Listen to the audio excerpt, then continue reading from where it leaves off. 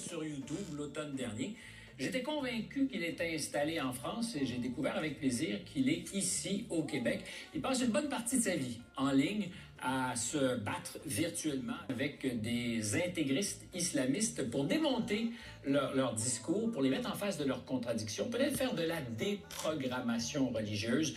Je vous le présente à l'instant, Jack Le Fou.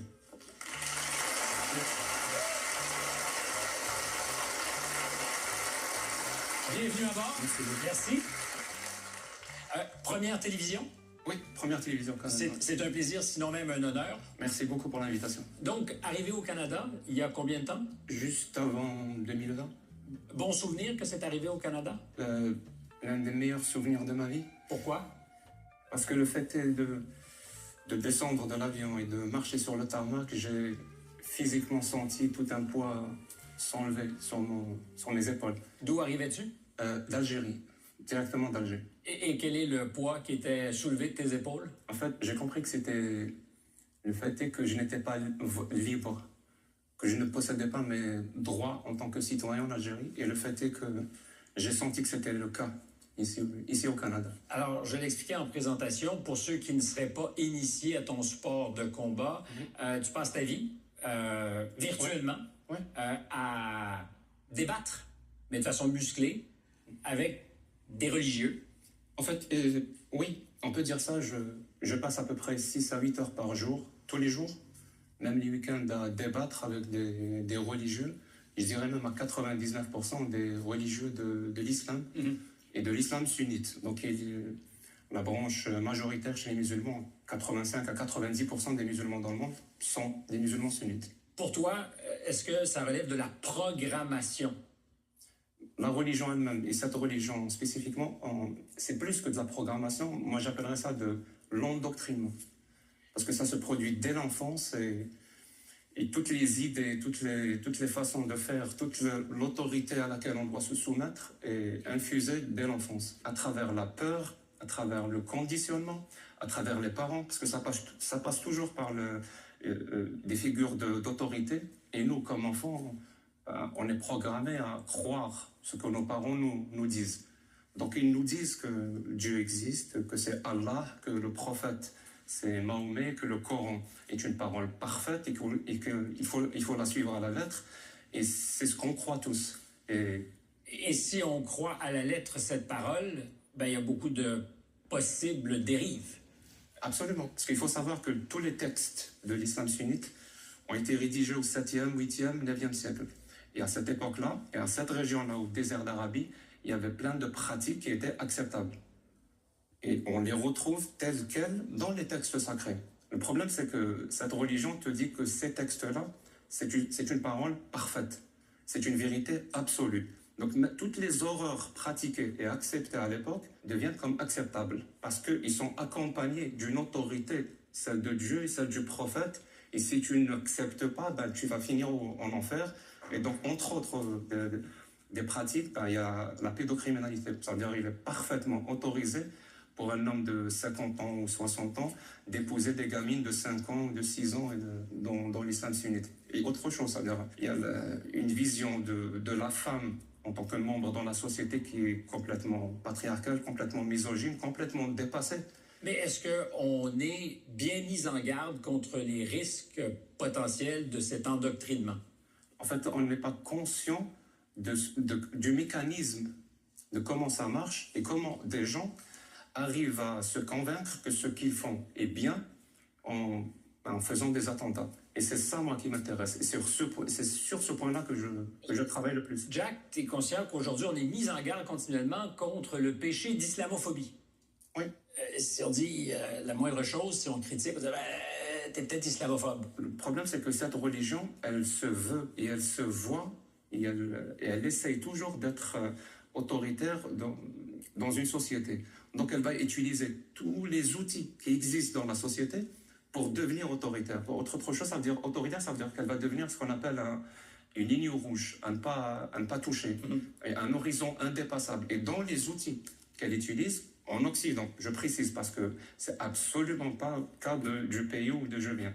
En Algérie, personne n'a été traité d'islamophobe. Moi qui critiquais l'islam et de manière véhémente en Algérie, j'ai jamais été traité d'islamophobe. J'ai été traité de kafir et de mulhid, ce qui veut dire en gros mécréant et athée, ce qui sont deux insultes. Si par exemple en Algérie on mettra d'athée, de mécréant, ça veut dire quelque part, je suis un peu fou. C'est-à-dire ma parole n'a pas de sens. Parce que je suis athée, je ne crois pas en Dieu, dans un pays où tout le monde croit en Dieu. Et tout le monde croit en Allah, pour être plus précis. Donc pour faire exactement la même chose au Québec, au Canada ou même en France, ben, on va rendre la parole de cette personne inaudible.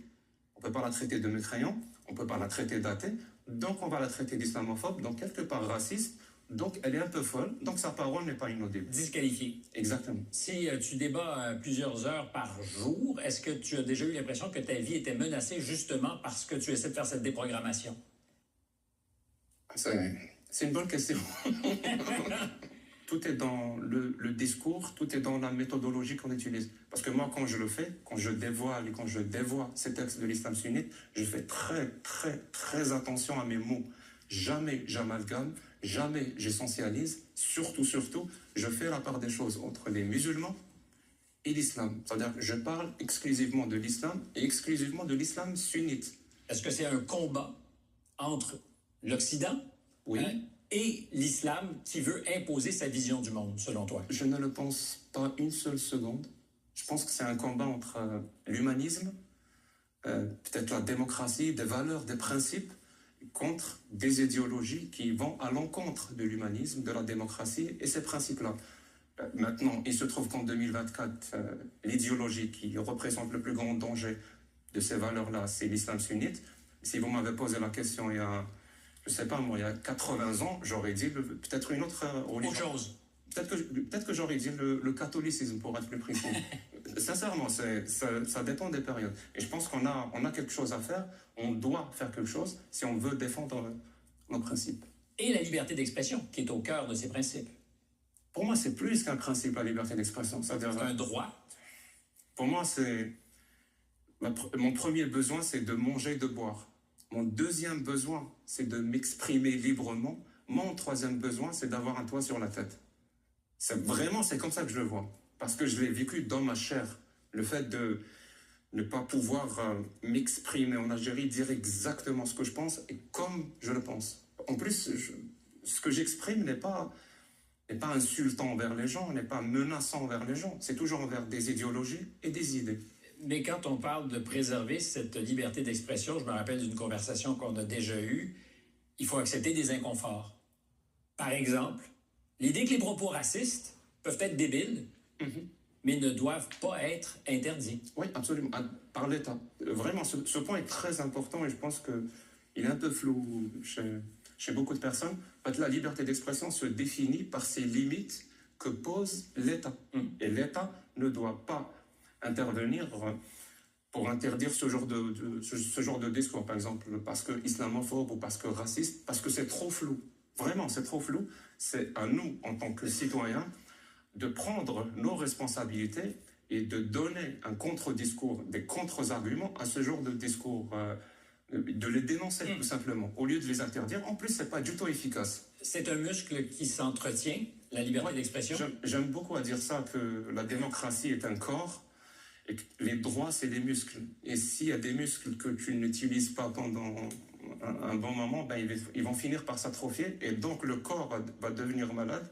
Donc la démocratie va devenir malade. Et là, je finis juste avec une citation d'Albert Camus qui disait « Quand une démocratie est malade, le fascisme vient à son chevet. Et ce n'est pas pour prendre de ses nouvelles. »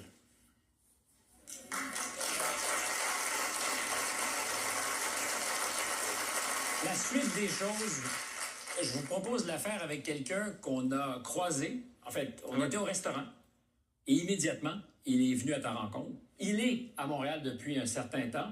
Masqué nous expliquera pourquoi. Je ne le nommerai pas non plus parce que c'est probablement pour lui préférable. Est-ce qu'on peut dire seulement de là où tu viens? Ou tu préfères qu'on ne dise pas ton pays d'origine? Je préfère dire que je viens du Maghreb. Du Maghreb, d'accord. Si vous êtes masqué aujourd'hui, oui, c'est qu'il y a un risque. Exact. Actuellement, dans l'émission, il y aura potentiellement des personnes qui vont approuver ce qu'on dit et des personnes qui ne vont pas approuver ce qu'on dit. Ces mêmes personnes qui ne vont pas approuver, il y aura une minorité qui peut potentiellement présenter ou être plus ou moins agressif, que ce soit verbal ou physique. Donc, j'ai essayé de choisir la situation la plus logique. Qui est de se masquer? Je pense que vous avez raison, c'est un petit peu stupide, effectivement. Je m'excuse. Mais il n'y a pas à s'excuser. Je vais reprendre mes propos. Mais je ne voulais pas vous démasquer. Je sens l'émotion. Jack, qu'est-ce qu'on est en train de vivre en ce moment qu'on a de la difficulté à comprendre? Ce qui se passe sur TikTok et sur YouTube en langue française se passe puissance 10, puissance 20 en langue arabe dans le monde dit arabe. De là où moi je viens. Parce que je fais ça aussi en langue arabe depuis très longtemps et c'est une révolution que, diront les autorités, les institutions religieuses n'arrivent plus à contrôler. Et donc là, puisqu'il y a les interconnexions partout, donc ça se passe aussi en langue française. Et donc là, moi aussi je le vois enlever son masque. Et donc c'est ça, il n'y a plus d'autorité, voilà. Quand je parlais de déprogrammation tout à l'heure, Oui. Est-ce que ça résonne chez vous?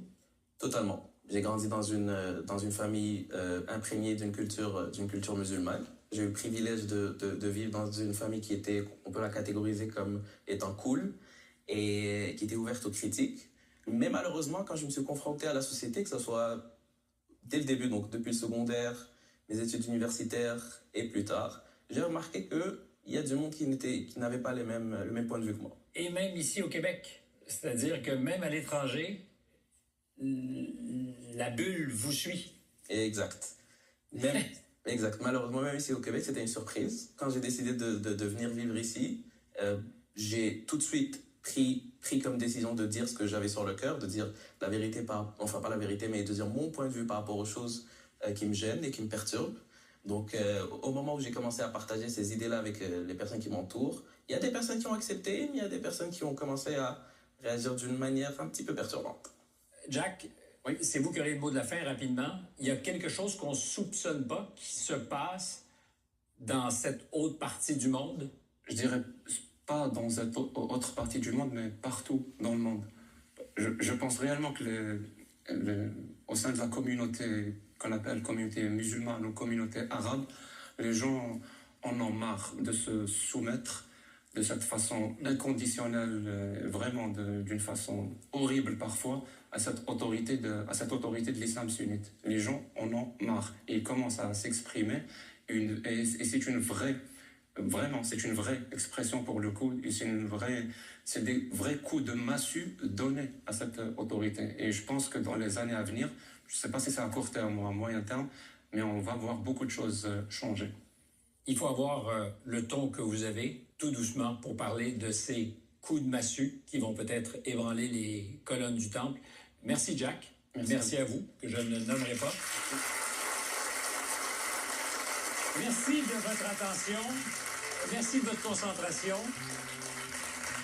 C'est des conversations rares, mais que je suis content que nous puissions avoir à la télévision. À la semaine prochaine.